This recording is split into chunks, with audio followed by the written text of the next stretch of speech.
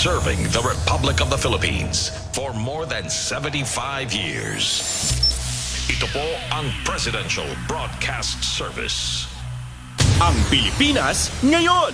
Narito na ang pinakamainit na mga balita na nakalap sa bawat sulok ng bansa. Ihahatid sa bawat Pilipino saan man kayo sa mundo. Ang Pilipinas ngayon! Pakinggan ang bawat kaganapan sa bawat lalawigan. Ito ang Pilipinas ngayon!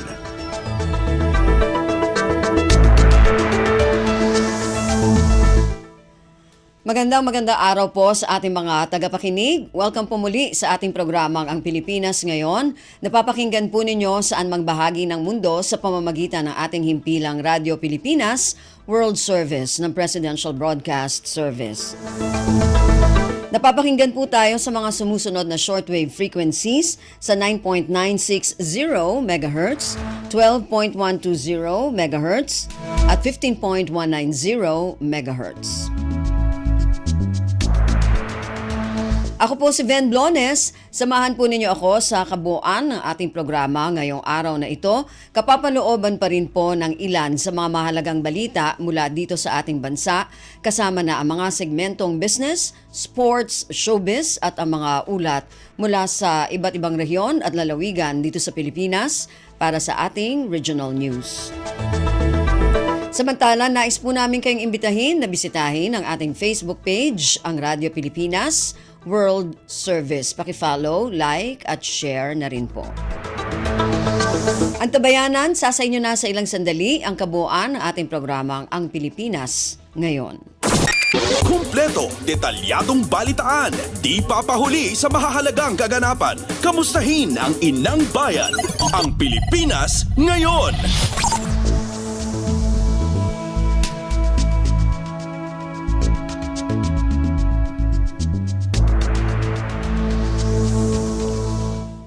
Sa ating mga balita, pinangunahan ni Pangulong Ferdinand Romualdez Marcos Jr. ang pagbibigay karangalan sa mga nagwagi para sa 2024 Search for Outstanding Government Workers sa Palasyo ng Malacanang nitong Miyerkules, Setyembre 18. Ang mga awardee ay kinikilala ng Pangulo at Civil Service Commission o CSC para sa kanilang masigasig na pagbibigay serbisyo, kontribusyon sa ekonomiya at pagpapakita ng tamang pag-uugali bilang mga kawani ng pamahalaan. Samantala, mayroong 3 kategorya na bumubuo sa taunang Honor Awards Program o HAP ng CSC, ang Presidential Lingkod Bayan and ang Outstanding Public Official and Employee Award o Dangal ng Bayan at CSC Pag-asa Award.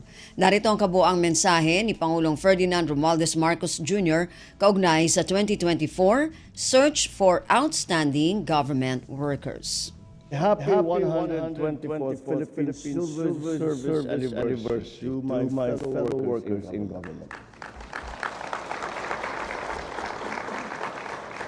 Perhaps in the past, when people hear of quote-unquote government service, they tend to picture long lines, rows of desks, piles of papers, and faces weary from the daily grind. That's still true. That is the kind of atmosphere. This is the environment that we have to work with. However, we all know that the truth is far more nuanced than that image. This is because even when we deal with routine, serving government can be challenging, exciting and rewarding. Especially when we are at the forefront of something innovative or when we are changing people's lives.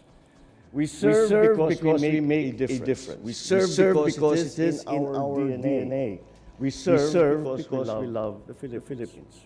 Today, however, we are shining a light on our fellow public servants whose extraordinary acts of service have contributed to the efficiency, the economy, and to the improvement of government operations and the provision of services. Created under the Civil Service Act of 1959, our annual search for outstanding government workers started as the Employee Suggestions and Incentives Award System. It was later fortified by my father, President Ferdinand Marcos Sr., through Presidential Decree No. 807 of 1975, which created the presidential or Lingbayan and Silangan Awards, the Civil Service Commission or Pag-asa Award, and the agency or Kapwa Award. We continue to administer these national honor awards today through the Honor Awards program. It has been 65 years since we began this practice, and while the acronyms and the titles attached to these awards may have changed, the purpose remains the same: to recognize and to honor those who have made an outstanding contribution in the field of public service.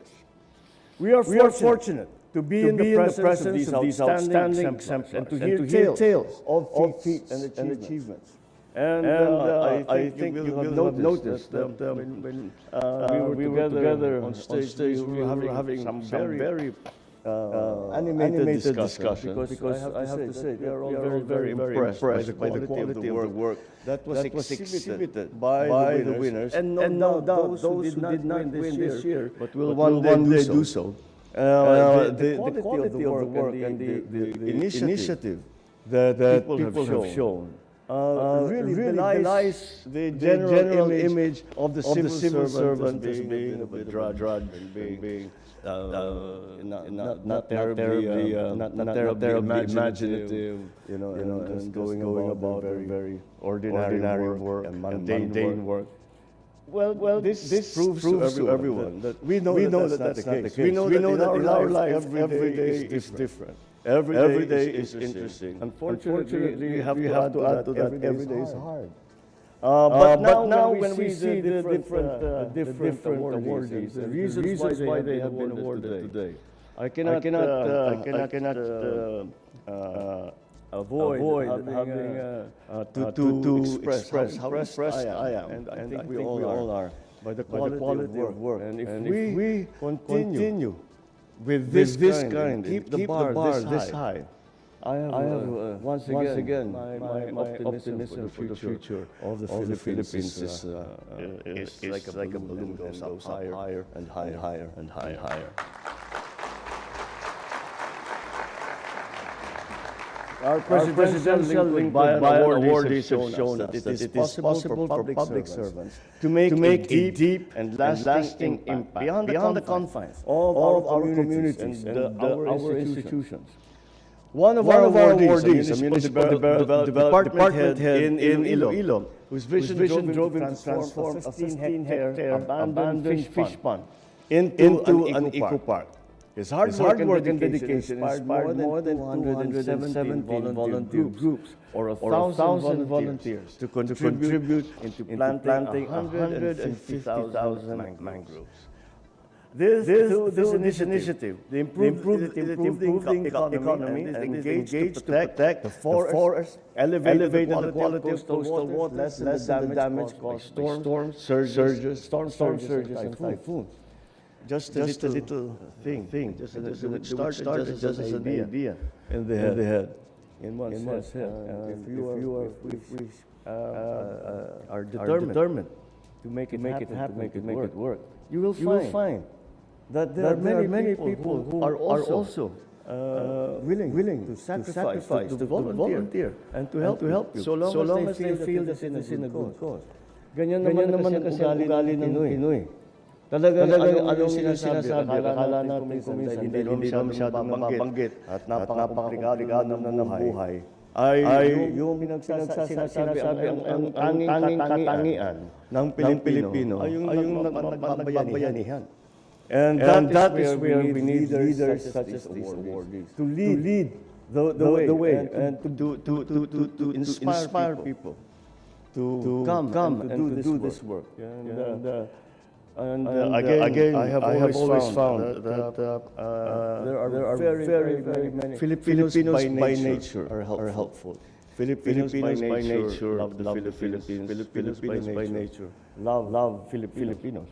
And if it is a very sincere effort that has a very good chance of success, Filipinos will rally behind whatever it is that you are doing. Especially if the quality of the work, once again, is the way at the level we have shown with these awards. And all of those, I'm sure, there are still so many that are not recognized today, but are doing very important work and are making a very big difference in their communities.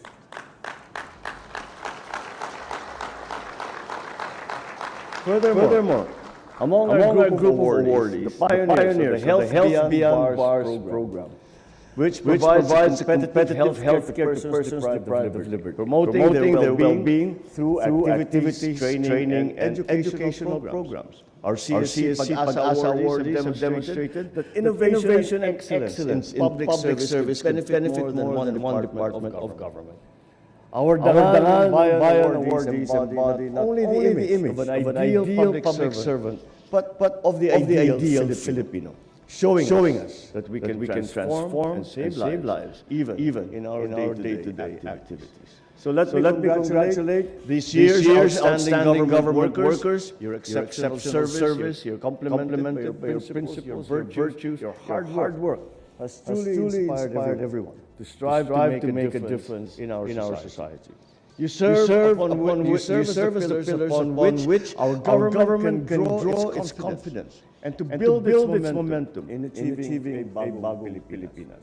So let us remember that the impact of our work does not lie in the recognition that we receive or the laurels that we are given.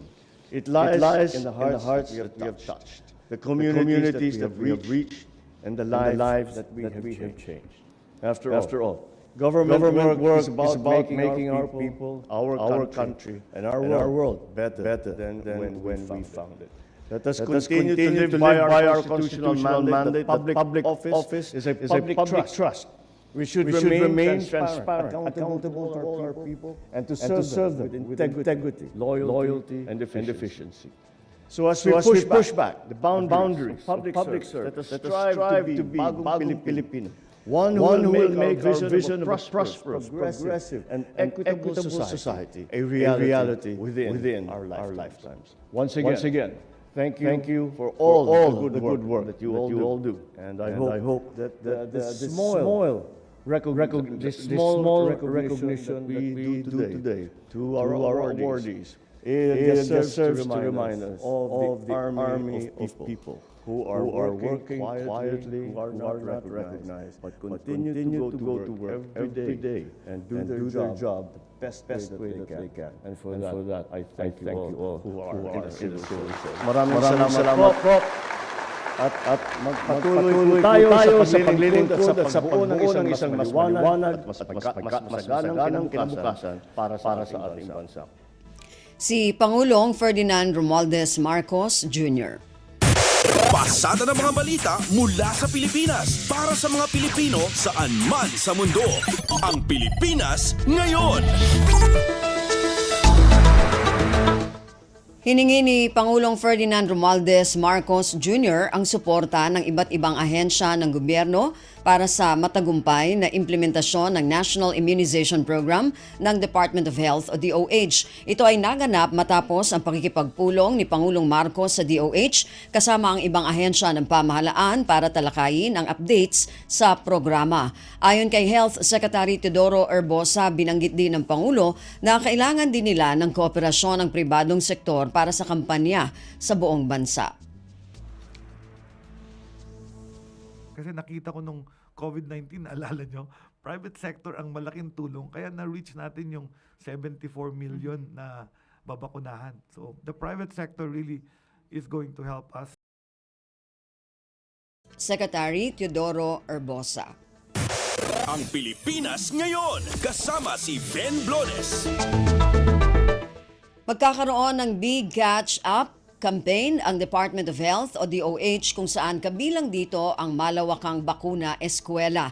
Ito ang magiging hakbang ng Department of Health para makahabol ang mga bata sa kanilang bakuna. Ayon kay Health Secretary Teodoro Herbosa, malaki ang naging epekto ng COVID-19 pandemic sa status ng bakunahan. Sa pagsisimula ng Big Catch Up campaign, babakunahan ang mga mag-aaral sa grade 1 at 7 sa mga pampublikong paaralan laban sa measles, rubella, tetanus at diphtheria. Babakunahan naman ang mga 9 na taong gulang na babae ng human papillomavirus HPV vaccine bilang bahagi ng kampanya.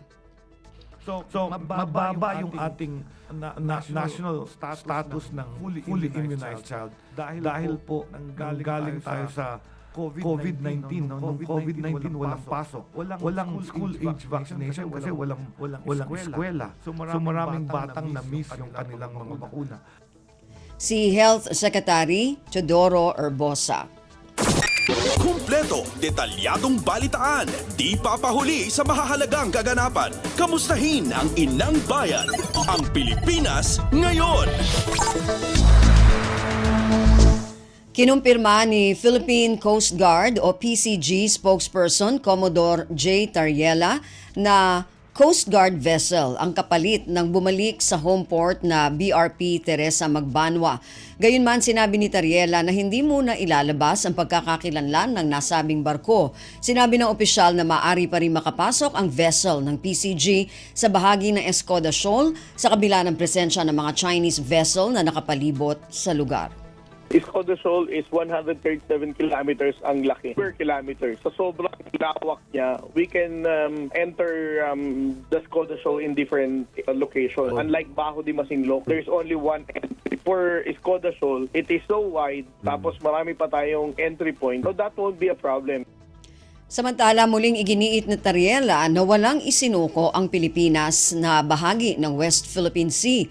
Lahat ng bahagi na nasa teritoryo at exclusive economic zone ng bansa ay nananatili pa ring sakop ng Pilipinas. Ang pananaw pa rin ng Philippine Coast Guard and the National Task Force is that wala naman tayo ditong isinuko, wala tayong inalisan. And let me also reiterate na the Coast Guard will still be deploying our vessels in this area. Si Philippine Coast Guard spokesperson Commodore J. Tariela. Pasada ng mga balita mula sa Pilipinas para sa mga Pilipino saan man sa mundo. Ang Pilipinas ngayon. Iginiit ng National Maritime Council o NMC na hindi basta maaagaw ng China ang bahagi ng West Philippine Sea na kabilang sa teritoryo at exclusive economic zone ng Pilipinas. Sa panayam ng Radyo Pilipinas, sinabi ni NMC spokesperson Alexander Lopez na hindi ito maaagaw ng China anuman ang gawin nila dahil nakaangkla ang Pilipinas sa international laws at iba pang mga rulings. Nakaangkla tayo sa international law, sa UNCLOS, sa 26 arbitral ruling. Kahit na ubusin nila yung assets natin dyan, hindi nila maaagaw yon, hindi nila maaagaw legally. Samantala, iginiit ni Lopez na hindi basta maaalis ng China ang nakasadsad na BRP Sierra Madre sa Ayungin Shoal. Sakali mang pilitin ng China na alisin ang nakasadsad na barko, posibleng dito na magsisimulang humingi ng tulong ang Pilipinas sa Estados Unidos na nakabase sa Mutual Defense Treaty ng dalawang bansa. Ang Pilipinas ngayon, kasama si Ben Blones. Patuloy ang pagtatrabaho ng Grains Retailers Confederation of the Philippines o GRECON upang lumawak pa ang pagbebenta ng bigas sa halagang 45 piso kada kilo. Sa panayam ng Radyo Pilipinas, sinabi ni GRECON Press Relation Officer Orly Manuntag na nagsimula na ang pagbebenta nito sa ilang mga lugar sa Metro Manila. Sa buwan ng Oktubre, makakarating na anya ang mga imported na bigas sa iba't ibang lugar sa bansa. Pumapasok na po sila ngayon, unti-unti na po, nakakapag-unload na po sila sa pier. Ang magtitik po itong katapusan, may lalabas po nila at madideliver po sa mga market. Asahan po namin, ito pong unang linggo po ng Oktubre, marami na po tayong makikita. Si Grains Retailers Confederation of the Philippines o GRECON Press Relation Officer Orly Manuntag. Kumpleto, detalyadong balitaan, di papahuli sa mahahalagang kaganapan. Kamustahin ang inang bayan, ang Pilipinas ngayon. Impormasyon na may dating Philippine National Police o PNP chief na bahagi ng payola ng mga Philippine Offshore Gaming Operator o POGO maituturing na national security concern. Ito ang pahayag ni na Senate Committee on Women Chairperson Senadora Risa Ontiveros at Senador Joel Villanueva matapos ibahagi ni retired General ng Intelligence Services Armed Forces of the Philippines o ISAF at PAGCOR Senior Vice President Raul Villanueva na may hindi pa kumpirmadong impormasyon na kumakalat tungkol dito. Ang detalye ng balitang ito mula kay Nympha Asuncion. Itinuturing ni na Senate Committee on Women Chairperson Senadora Risa Ontiveros at Senador Joel Villanueva na isang public order at national security concern ang intelligence report na may isang dating hepe ng pambansang pulisya na sangkot at bahagi ng payola ng mga pogo. Ito'y kaugnay na rin ang ibinahagi ni PAGCOR Senior Vice President at Retired General Raul Villanueva na may hindi pa kumpirmadong impormasyon na kumakalat sa Intel community tungkol dito. Ayon kay Ontiveros, kung totoo mang may dating chief PNP na nasa payroll ni dating Mayor Alice Guo at ng mga pogo, ipinapakita lang ito ang pagiging vulnerable ng ating law enforcers sa pogo money. Hindi anya katanggap-tanggap ang posibilidad na ang isang dating mataas na opisyal ng gobyerno na may mandatong protektahan ng kapayapaan ng lipunan ay nagiging instrumento pa para lumaganap ang mga krimen ng mga pogo. Sinabi naman ni Senador Joel na labi sa nakakabahala ang usaping ito. Gayunpaman, aminado ang mambabatas na hindi na nakakagulat ang ganitong report bilang umaabot ng bilyong-bilyong piso ang pondo na umiikot sa operasyon ng mga iligal na pogo. Gayun din sa lakas ng loob ng mga nasa likod nito na gumawa ng mga krimen gaya ng torture, kidnapping, murder at iba pa. Ito si Nifa Asuncion para sa Radyo Pilipinas. Pasada ng mga balita mula sa Pilipinas para sa mga Pilipino saan man sa mundo. Ang Pilipinas ngayon.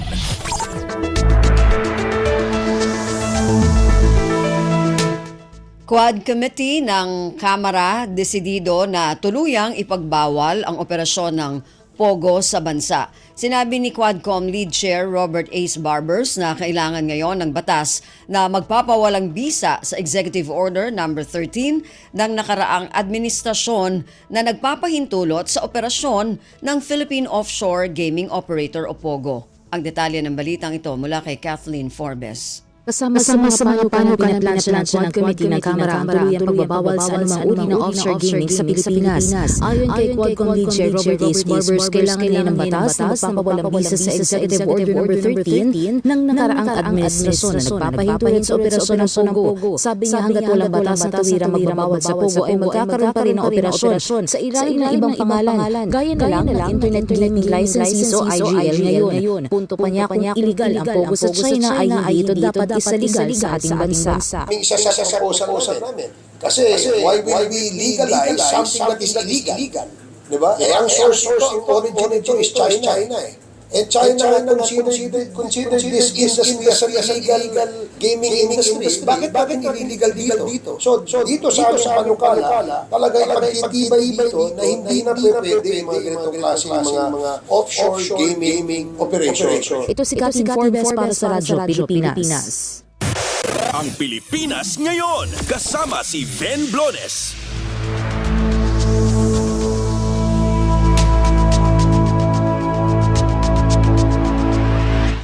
Nakatutok na ang Department of Labor and Employment o DOLE sa National Capital Region o NCR sa mga manggagawa na mawawala ng trabaho kasunod ng ban sa Internet Gaming Licensees o IGLs na dating tinaguriang Philippine Offshore Gaming Operators o POGOs.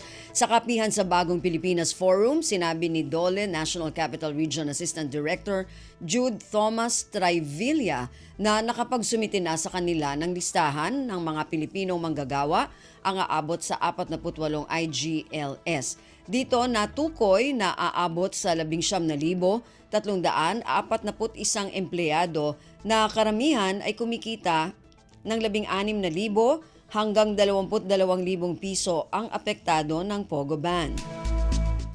Upang hindi lubos na maapektuhan ng sektor, isang special job fair ang inihahanda para agad makapaghanap ng bagong trabaho ang mga displaced POGO worker. Gaganapin ang job fair sa Parañaque City sa Oktubre at 10. Sa ngayon, meron na ring anyang 70 employers ang kalahok sa naturang job fair. Bukod dito, maaari ring matulungan ang mga manggagawa sa pamamagitan ng TUPAD program at pagbibigay sa kanila ng livelihood projects. Sa ngayon, patuloy ang follow-up ng DOLE NCR sa mga natitirang establishmento para makuha ang listahan sa lalong madaling panahon. Kumpleto, detalyadong balitaan, di papahuli sa mahahalagang kaganapan. Kamustahin ang inang bayan, ang Pilipinas ngayon.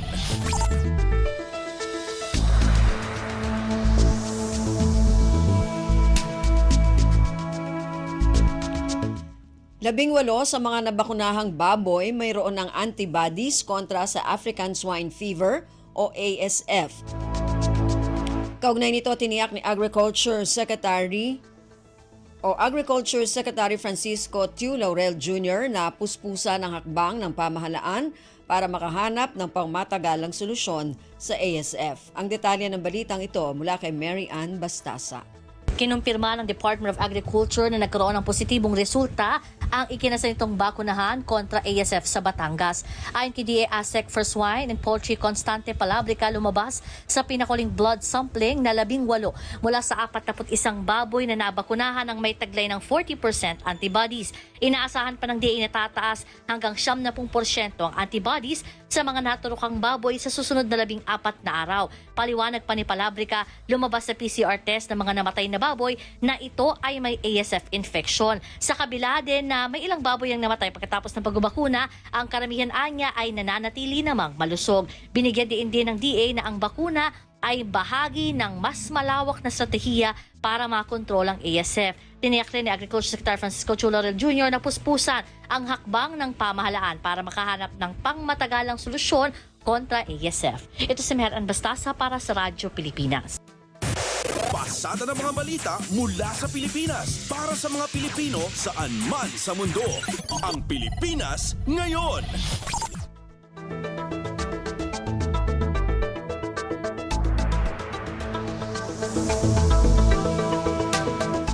Narinig po ninyo ang ilan sa mga pangunahing balita mula dito sa ating bansa. Samantala, antabayan na naman po ang mga balita mula sa iba't ibang rehiyon at lalawigan dito sa Pilipinas para sa ating regional news. Balita mula sa lalawigan sa bawat rehiyon ng ating bayan. Dito sa Ang Pilipinas Ngayon.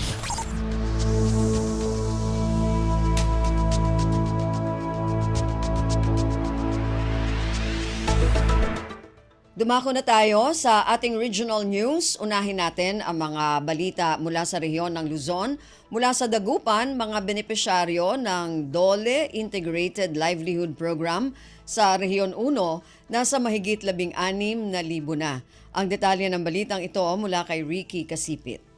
Manlapo ng gimapo sa administrasyon ng Presidente Ferdinand R. Marcos Jr. hanggang Hulyo 2024 imabutlad 16,733 ya benepisyaryo so naiddan niya tulong ya Department of Labor and Employment o DOLE Integrated Livelihood Program o DILP dyan Rehiyon 1 sa DILP o dinong kabuhayan program na DOLE at sa kaya programa ya sa gitmato at mangitar ya inklusibon pa na maaligwasa para saray mailap bilay ya malabaya mangipaalagay ya negosyo. Sura, dyan saray nibit lang benepisyaryo at Rehiyon 1 sa DOLE Region 1 so akapangitar lay dagop ya 196 milyong piso ya tulong dyan pa na maglaya nibit lang programa sa individual o asosasyon ya walay negosyo da at nayarin benepisyaryo ya nibit lang programa. Base Department Order number 239 ya DOLE sa DILP at available para information o sara may malabaya mangigapoy negosyo, enhancement o panamaaligwas ya negosyo, tana restoration o dunyo pangipa will at sari negosyo ya apektado'y kalamidad. Manlala po dyan RP Dagupan City, Pangasinan, aya si Ricky Kasipit para sa Radyo Pilipinas World Service. Balita mula sa lalawigan sa bawat rehiyon ng ating bayan. Dito sa Ang Pilipinas Ngayon.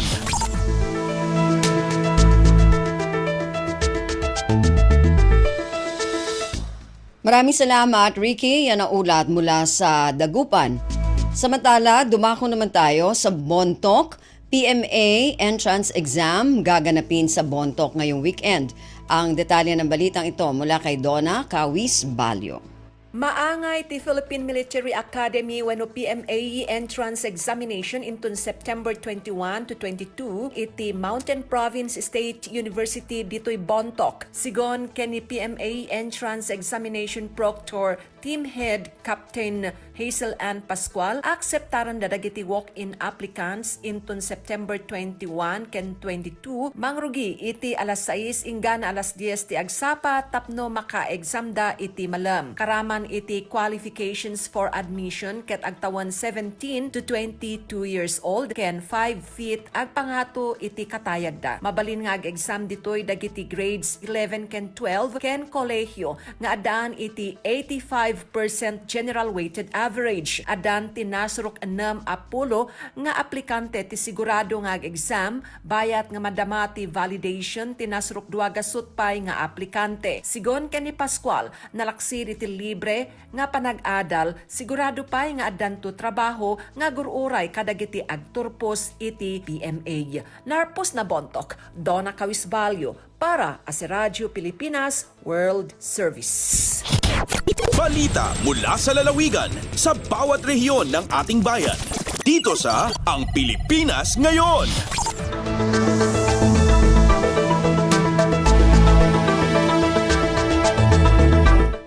Maraming salamat, Donna. Yan ang ulat mula sa Bontoc. Samantala, dumako naman tayo sa Lucena. Lokal na pamahalaan ng Angono tumanggap ng karagdagang rescue vehicle mula sa pamahalaang panlalawigan ng Rizal. Ang detalye ng balitang ito mula kay Joshua Miguel Suarez.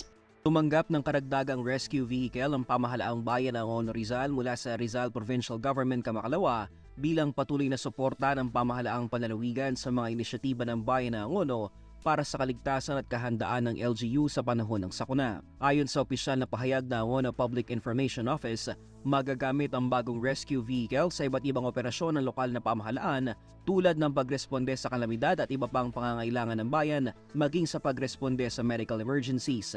Samantala, tumanggap din ang patient transport vehicle nitong nakaraang Setyembre Agis ang bayan ng Angono mula naman sa Philippine Charity Sweepstakes Office at sa Pangulong Ferdinand Romualdez Marcos Jr. sa isinagawang distribution ng 129 na PCSO ambulances sa ilang piling local government units sa bansa na ginanap sa Quirino Grandstand.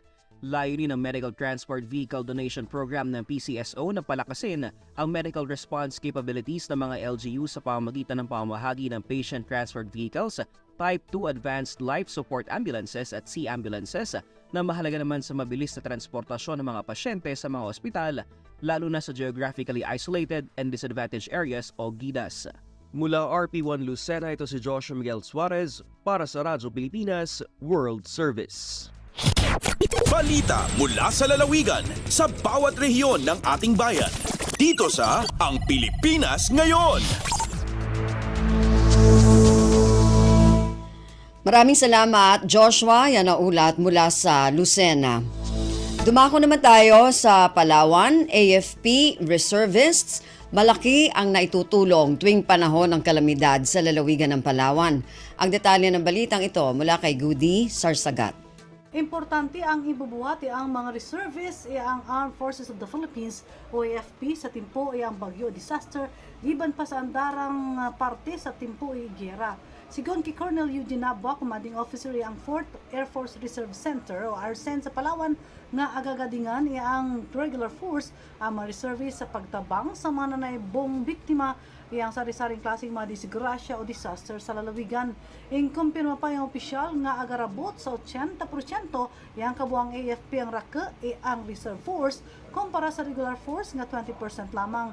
Makuna sa Palawan agapalo ron sa 5,000 mga reserve force ng Philippine Air Force o PAF padayon nga natatabo ang pag-insayo digi ang interong Armed Forces Reserve Force o AFRC.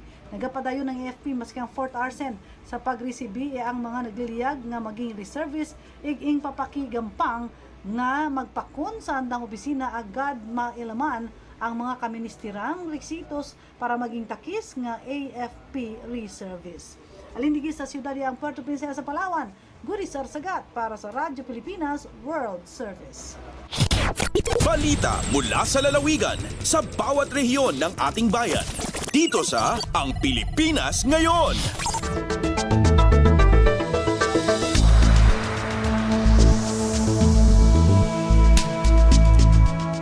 Maraming salamat, Goody. Yan ang ulat mula sa Palawan at kabuuan na ulat mula sa rehiyon ng Luzon.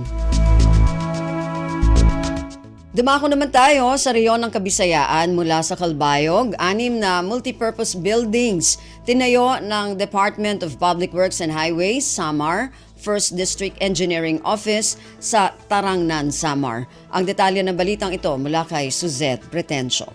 Matotal sa unom nga multi-purpose buildings ang natapos tindugon sa Department of Public Works and Highways, DPWH, Samar 1st District Engineering Office sa munisipyo sa Tarangnan, Probinsya San Samar. Maabot sa 17.4 million pesos ang kabugusan nga kantidad sa nasabi nga MPBs nga kundiin ginpondohan ini sa ilarom sa General Appropriations Act o GAA Fiscal Year 2024. Magsiserbehan ini nga MPBs como covered court sa unom nga barangay sa Tarangnan nga mao ang masunod: Barangay Gallego, Mancares, Bahay, San Vicente, Nganbaras. Sumala sa DPWH Samar 1st, parte sa scope of work sa tanan nga struktura, ang roofing, concrete benches, painting ug light fixtures.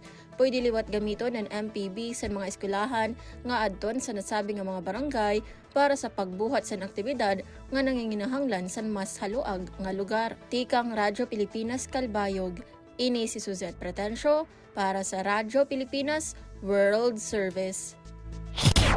Balita mula sa lalawigan sa bawat rehiyon ng ating bayan. Dito sa Ang Pilipinas Ngayon. Maraming salamat, Suzette. Yan na ulat mula Kalbayog at kabuuan na ulat mula sa rehiyon ng Kabisayaan. Dumako naman tayo sa rehiyon ng Mindanao mula sa Tandag. Walk with my paw friend, isinagawa sa lungsod ng Bislig. Ang detalye ng balitang ito mula kay Raymond Aplaya.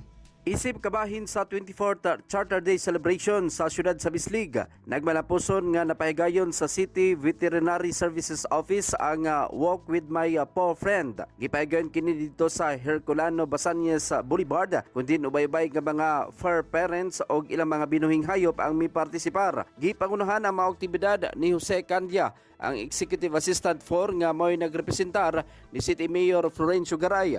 Nasairan nga tumong sa maong kalihukan, mao ang pag-promote sa maayong panglawas alang sa mga pet animals, ingon man community bonding alang sa mga pet owners ug sa nang naglangkob sa Bislig Pet Loving Community. Gihatagan usab niini og importansya ang kaminungdanon sa responsible pet ownership. Gikan sa Radyo Pilipinas Tandag, kini si Raymond Aplaya alang sa Radyo Pilipinas World Service. Balita mula sa lalawigan sa bawat rehiyon ng ating bayan. Dito sa Ang Pilipinas Ngayon.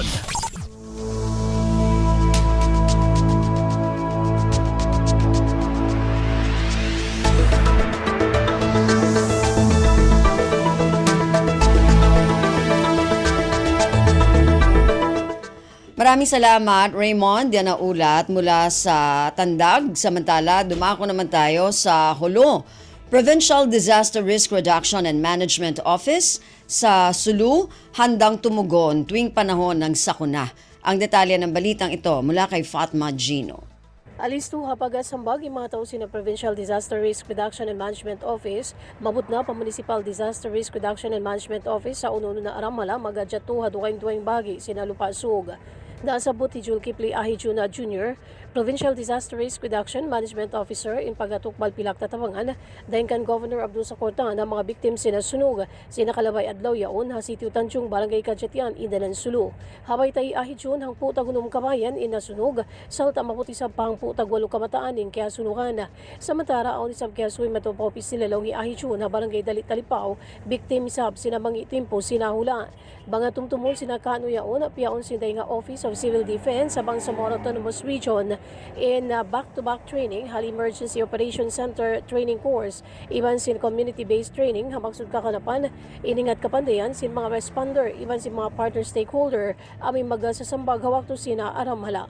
Dahil nga RP Hulo ini Fatma Diligino para sa Radyo Pilipinas World Service. Balita mula sa lalawigan sa bawat rehiyon ng ating bayan. Dito sa Ang Pilipinas Ngayon. Maraming salamat, Fatma. Yan ang ulat mula sa Hulo. Samantala, dumako naman tayo sa Iligan. Pangil Bay Bridge, opisyal na magbubukas sa Setyembre 27. Ang detalye ng balitang ito mula kay Alwidad Bashir. Opisyal nga ablihan sa sunod simana o ika-27 karong bulan sa Septembre 2024 ang Panguil Bay Bridge kini sumala sa pinakabagong update gikan sa Provincial Government of Lanao del Norte. Ang maong tulay mao pinakataas na tulay sa tibok Mindanao nga adunay 3.169 ka mga kilometro nga nagduktong sa probinsya sa Misamis Occidental ug Lanao del Norte. Opisyal nga pagbuhato ng inaugurasyon sa umaabot nga simana uban sa laing-laing mga opisyal sa mga ahensya sa gobyerno. Malipayong ng mga residente gikan sa duha ka probinsya kay kini magpaspas sa pagbiyahe ngadto sa ilang destinasyon nga sa una nagkinahanglan og daghang oras sa pagbiyahe. Sa pag-abli sa tulay, maabot lamang og mga 10 ka minuto ang biyahe og siguradong makadangkat ka sa probinsya. Samtang gilauman sa mga residente sa mga kasikbit nga probinsya ang pag-abli sa maong tulay. Labi na sa mga mahiligong magbiyahe o mag-travel sa laing-laing lugar. Mag-expect na daghang mga tawo moadto aron masaksihan ang unang adlaw sa pag-abli sa Panguil Bay Bridge. Mula sa RP1 Iligan, Alwidad Bashir para sa Radyo Pilipinas World Service. Balita mula sa lalawigan sa bawat rehiyon ng ating bayan. Dito sa Ang Pilipinas Ngayon.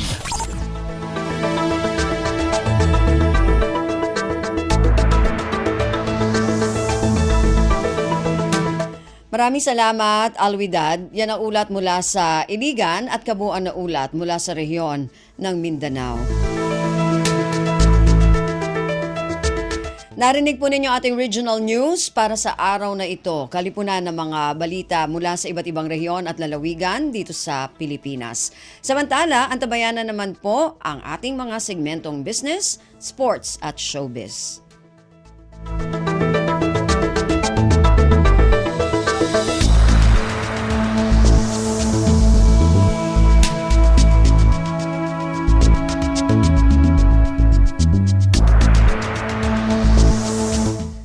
Dumako na tayo sa ating mga segmento. Unahin natin ang ating business news. Narito si Erwin Peñano.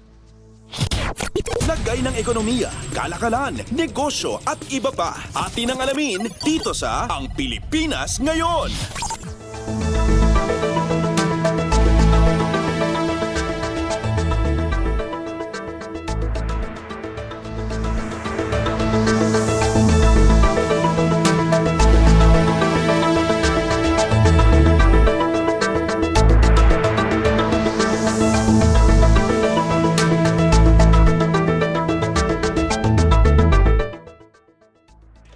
Magandang araw, narito na ang mga nangungunang balita sa larangan ng pagnenegosyo at kalakalan. Aabot sa halos 7 bilyong pisong halaga ng pamumuhunan mula sa 21 bago at expansion projects ang naaprubahan ng Philippine Economic Zone Authority o PEZA noong Agosto. Ayon sa ahensya, Agosto 27 nang aprubahan ng kanilang Board of Directors ang nasa 6.978 billion pesos na investments na inaasahang makalilikha ng 2,300 trabaho sa bansa. Bukod sa karagdagang trabaho, inaasahan ding makaambag ang mga proyektong ito ng nasa 96.6 million US dollars sa Philippine exports kada taon. Dahil sa dagdag na pamumuhunan, umabot na sa 61.695 billion pesos ang kabuang approved investment sa unang 8 buwan ng 2024. Kasabay nito tiwala si PEZA Director General Tereso Panga na lalago pa ito sa mga darating na buwan buhat sa mga bagong commitment na nakuha at makukuha mula sa trade missions at business summits.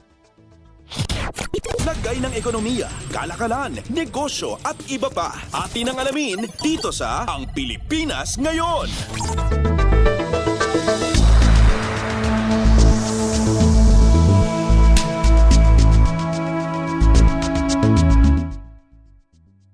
Sa iba pang balita, nasa magandang posisyon pa rin sa bentahan ang Philippine automotive industry sa kabila ng pag-alat ng sales sa passenger cars noong Agosto. Sa joint report ng Chamber of Automotive Manufacturers of the Philippines Incorporated o CAMPI at ng Truck Manufacturers Association o TMA, nakapagbenta ang industriya ng 39,155 units ng mga sasakyan noong nakaraang buwan, 6.6% na mas mataas kumpara sa August vehicle sales sales noong nakaraang taon. Sa month-on-month naman, bahagya itong bumaba sa 0.4% kung makukumpara sa 39,331 units sold noong Hulyo. Nakabagal sa momentum ng sales ang 12.76% na pagbaba sa benta sa passenger cars noong Hulyo, bagay na inabata naman kahit paano ng 4.3% increase sa sales ng commercial vehicles. Sa mas malawak na perspektiba, nananatili pa ring mas mataas ng 10.3% ang kabuuang vehicle sales sa nakalipas na unang 8 buwan ng 2024 kumpara sa kaparehong period ng 2023. Maalalang target sales ng Campi ang nasa 500 units ng sasakyan sa pagtatapos ng taon at umaasang malalampasan pa ito buhat na rin sa magandang sales sa mga nagdaang buwan. Lagay ng ekonomiya, kalakalan, negosyo at iba pa. Atin ang alamin dito sa Ang Pilipinas Ngayon.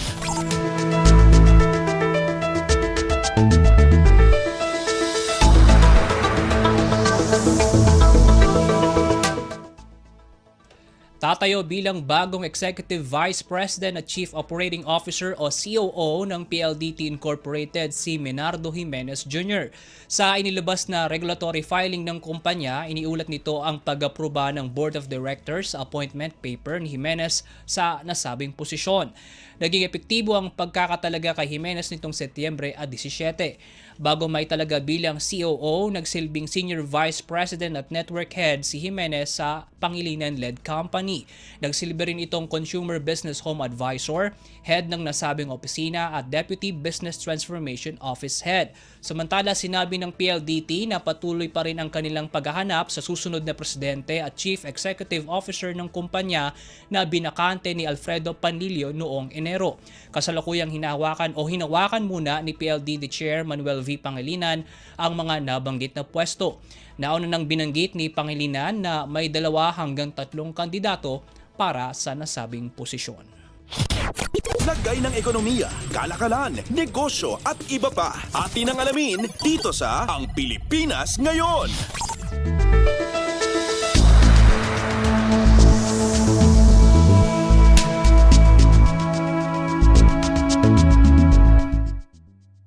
At yan po ang mga nangunang balita sa larangan ng pagninegosyo at kalakalan ngayong araw. Para sa Radyo Pilipinas World Service, ako po si Win Peñano. Maasensong araw po sa ating lahat.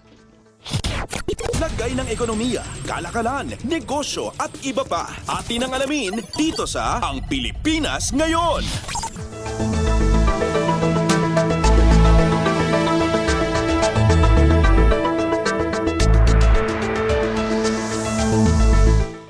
Maraming salamat, Erwin. Yan ang ating balitang negosyo. Samantala, para sa ating balitang pampalakasan, narito naman si Leo Magpayo. Updates at pinakahuling mga usapin sa mundo ng palakasan. Atin ang pakinggan dito sa Ang Pilipinas Ngayon. Magandang araw. Narito na po ang Sports Balita. Nalusutan ng token text ang Magnolia 84-82 sa kanilang pagtatapat sa PBA Season 49 Governors Cup na ginanap sa Ninoy Aquino Stadium. Impresibo ang naging performance ni TNT import Ronde Hollis Jefferson sa nagawa nitong double-double na may 29 na puntos at 25 rebounds. Napaganda ng TNT ang kanilang record sa 7-1 para pamunuan ang Group A sa team standings. Nagambag naman si RR Pogoy ng 19 na puntos habang nagbigay ng 10 puntos si Calvin Oftana.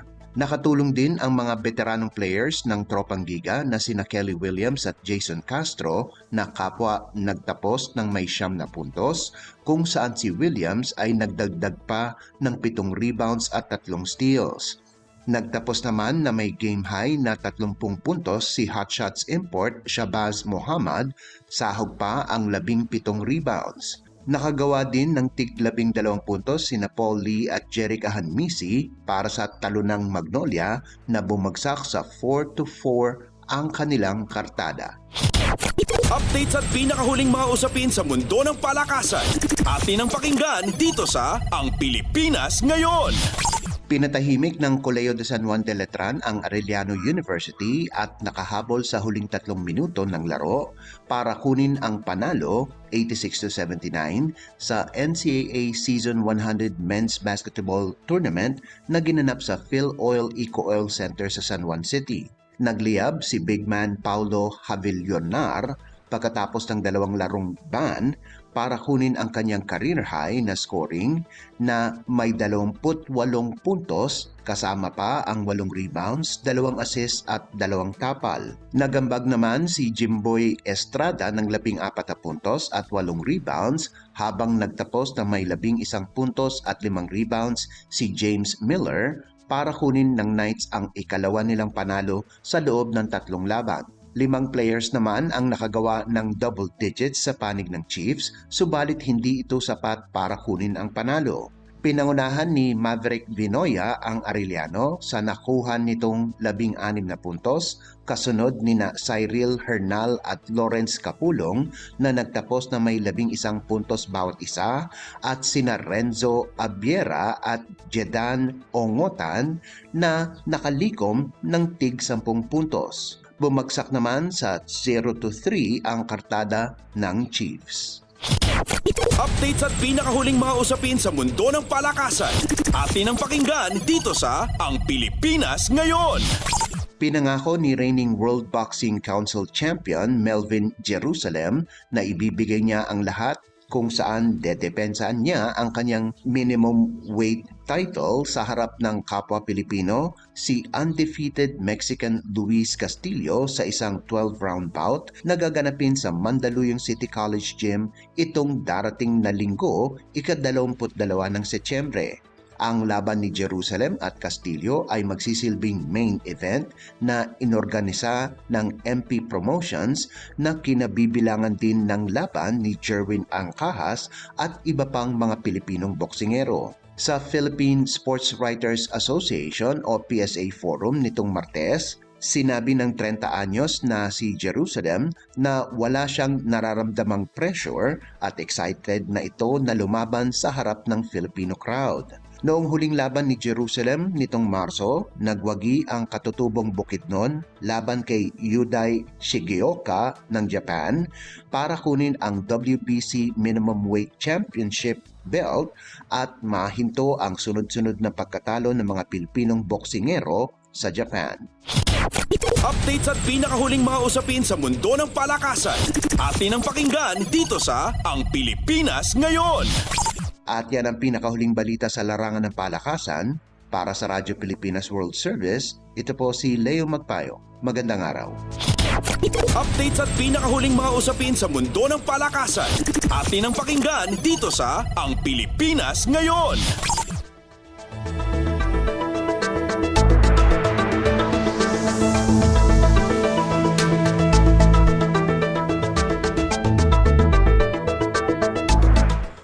Maraming salamat, Leo. Yan ang ating balitang pampalakasan.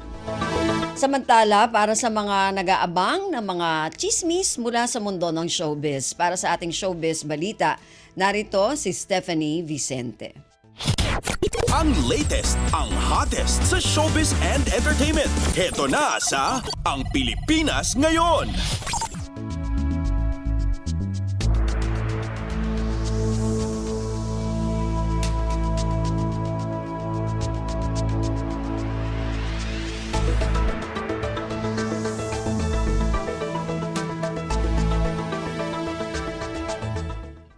Magandang araw! Nagbabalik ang paboritong segmento ng mga chismoso at chismosa, ang segmentong Balitang Artista.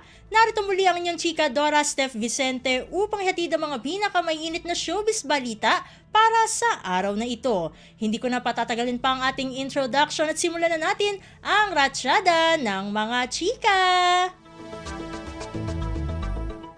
Kinumpirma ni James Reid na si Liza Soberano ang mismong nagdesisyong umalis sa poder ng Careless Music. Ang Careless Music ay isang record label at talent management company na pinamumunuan ng actor-singer na si James. Nitong September 14, tuluyang isinapubliko ng pamunuan ng Careless Music ang pag-alis ni Liza sa roster of artists ng kumpanya. Mababasa ang kanilang pahayag via Instagram story, quote-unquote, Liza Soberano is no longer under Careless Music Management effective July 29, 2024. It has been a pleasure to have represented her and we wish her all the best in all of her endeavors. Dahil dito, maraming haka-haka ang nagsilabasan, kabilang narito na si James Di Umano ang mismong nag-terminate sa kontrata ni Liza. Meron din lumabas na espekulasyong si Liza mismo ang tumapo sa ugnayan niya kay James at kumpanya nitong Careless Music. Lalo pang naging tampok ng usap-usapan ang issue ng i-unfollow ni Liza sa Instagram ang official account ng talent management. Para tuldukan ang mga nagsisilabasang espekulasyon, naglabas na ng pahayag si James tungkol sa dahilan ng pag-alis ni Liza sa Careless Music. Sa isang panayam kinumpirma ni James na si Liza ang nagdesisyong lisanin ang kanyang dating talent management. Hindi pinigilan ni James si Liza. Malinaw naman daw sa usapan nila noon na maaaring umalis si Liza sa kanyang pangalaga sa oras na gustuhin ng dalaga. Sabi nga ni James, quote-unquote, we decided to make this statement because there's a lot of rumors na hindi na siya part ng Careless. So we decided to release the statement just to confirm para there's no confusion. Desisyon niya na umalis sa Careless. Actually, sa lahat ng contracts and agreements I have with my artists, there's a termination for convenience clause na anytime pwedeng umalis as long as I agree. And nag-agree naman ako. Wala raw masamang tinapay sa pagitan ni na James at Liza. Bago raw nagdesisyon ang actress na umalis sa Careless Music, ay nakapag-usap pa sila ni James. Sinabi raw ni Liza na mas gusto talaga niyang i-focus ang career sa Hollywood kaysa manatili sa Pilipinas. Samantala, labis na ikinalungkot ng kapuso comedian na si Herlin Budol ang balitang may cancer ang cardiologist, internist at health advocate na si Dr. Willie Ong. Nitong Sabado, September 14, ginulat ni Doc Willie ang publiko nang ipaalam niyang meron siyang abdominal cancer o sarcoma at kasalukuyan siyang sumasailalim sa chemotherapy. Isa sa mga naapektuhan sa pagkakaroon ng cancer ni Doc Willie ay ang Kapuso TV host actress na si Herlin. Sa isang video sa TikTok, inihayag ni Herlin kung paano siya tinulungan noon ni Doc Willie kaya naman labis siyang nalungkot nang mailaman o nang malamang meron itong cancer. Kwento ni Herlin, katulad ng iba ay takbuhan din niya ang mga ina-upload na video ni Doc Willie sa SOCMED sa tuwing may nararamdaman siya sa kanyang katawan. First aid nga kung ituring ni Herlin si Doc Willie dahil umeepekto naman daw sa kanya ang mga ipinapayo nitong dapat gawin at ipanggamot sa kanyang sakit. Ani Herlin, quote-unquote, shout out nga pala kay Doc Willie Ong na mayroong sakit ngayon. Lord, pagalingin niyo po siya dahil marami po kaming mga sakitin na umaasa sa kanya. Bawal kang manghina dahil ikaw ang first aid namin. Kasi nung nagkaroon ako ng sakit na almoranas, talagang araw-araw akong dinudugo at talagang namumulaklak na yung butas dahil sa sobrang stress ko. Ikaw lang, Doc Willie, ang pinanood kong video. Ang sabi mo pa doon na kumain lang ng mga letter P na prutas magiging smooth. Aba, effective nga. Dagdag pa niya, quote-unquote, lahat din ng nararamdaman ko sa katawan ko, ikaw lang ang pinapanood kong video, mapag-out, hika at masakit ang ulo. Kaya Doc, kung mapapanood mo ito, sana maging motivation mo kaming mga taong umaasa sa'yo.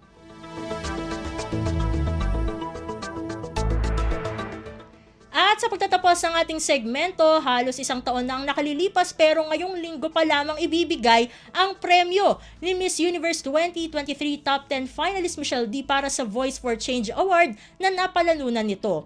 Ang Voice for Change Award ay bahagi ng Miss Universe competition kung saan magbabahagi ang mga kandidata ng kanilang krusada sa iba't ibang sektor ng lipunan ng kanilang bansa. Si Michelle ay pinili ang autism sector kung saan ipinangako niyang ibibigay ang premyo sa Autism Society Philippines. 3 kandidata ang nagwagi sa Voice for Change Award, kabilang na si Michelle na inanunsyo sa Miss Universe 2023 Finals noong November 19, 2023 sa El Salvador. Ang 2 pang nanalo ay sina Miss Universe Angola Ana Coimbra at Miss Universe Puerto Rico Carla Acevedo. Makatatanggap sila ng $12,000 o katumbas ng $660,000 2,000 pesos sa palitang 55 pesos to $1.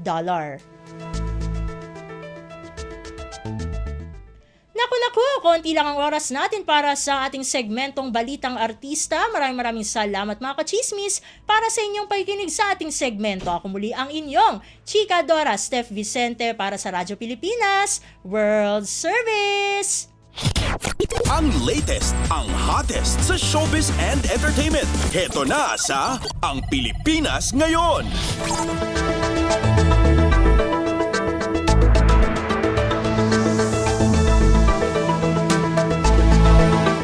Maraming salamat, Steph. Yan ang ating showbiz balita.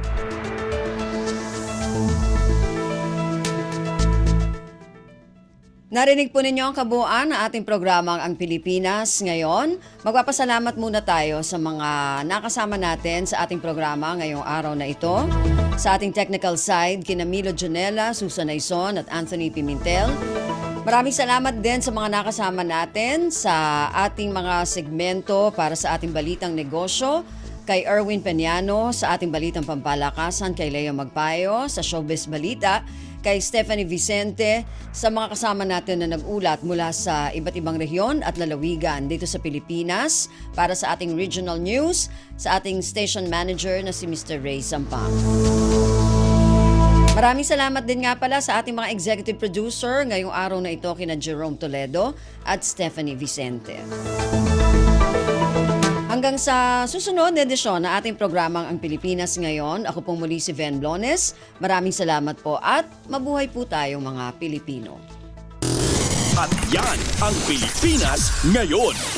Muling samahan si Ven Blones sa parehong oras at alamin ang pinakahuling mga kaganapan at balita saan man kayo naroon. Ang Pilipinas Ngayon.